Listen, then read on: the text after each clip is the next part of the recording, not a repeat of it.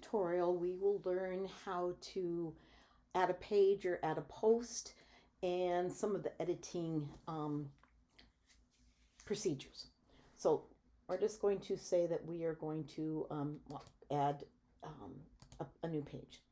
So I'm just going to hit add new, and the title of my page is going to be Bible verses.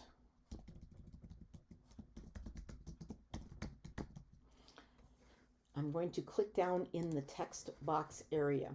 Once I'm down here,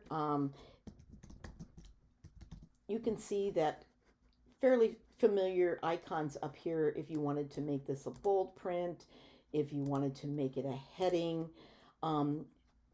if you wanted to change the color, several things that you can do from this point to justify it or center it or whatever, add a link to something. So I'm going to go back to standard here.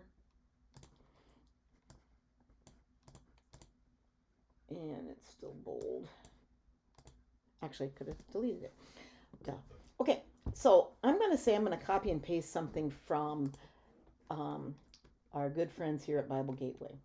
And I'm on the EHV version here, and I want Psalm 143.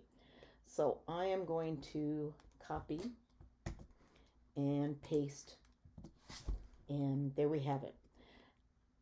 Now, everything looks okay. Maybe this is how I do want it, but it's taking up an awful lot of space on a page that I have to add more things to it. So maybe I'm going to bring it up a little bit so that it's not going to take up so much space. Sometimes we run into problems. Let's say I don't want this big of a space here. Oh, look at that. It has to have that big of a space, but doesn't. I want everything to be regular text here. So, yeah. So what I'm going to do is I'm going to go over here and look at all the gibberish that's on the back side.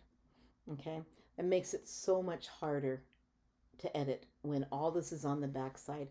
And I really don't need to give credit to anybody. This lets you know that this comes from Bible Gateway. I could indicate that on the very bottom. So I'm going to show you a different technique for copying and pasting instead of the way that it just was. And then I get to format it any way that I want. So right now I'm just going to select all and I'm going to hit delete. Instead of having it on the visual setting, I'm going to hit the text setting. And this might work also when if you're going to paste your sermon, depending on what software that you use for your sermon or different things that you're copying and pasting from. If you use the text, like I said, it works a lot nicer. Okay, so everything here is going to be just in plain. Now, if I want something, and I went back to visual so I could look at it, but I can do all my editing actually from here if I wanted to. I want just there to be a little space there. And now this is a heading, and that particular wording doesn't have to be there. And probably don't want any of these headings here besides the original. You can do so, and it's just much easier to do that. Now, if I want to bring it up, oh, look what happens again. It jumps right up to where I don't want it. Go back over here and hit, and it just goes down 1. From this side, if I did that, it's going to jump down 2, and you have no control to bring that back up. So I'm just showing you if something's not lining up the way that you want it, to know that you can go back over to this side, and usually you can do it a lot easier.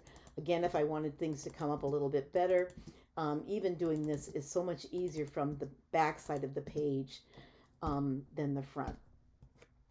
Anything special you want as far as, you can make stuff bold and add a link from the back. It's a little bit better from the front. Like, let's say here I do want to have a heading, just so that it stands out more.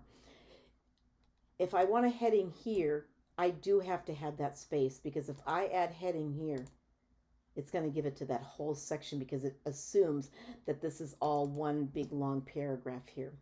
So anyway, that's just a little trick to know, to go back and forth between visual and text when you're copying and pasting something. Something's giving you problems, go to the text version of it, see if you can fix it there, and then to see what it's going to look like on the page, then go back to visual.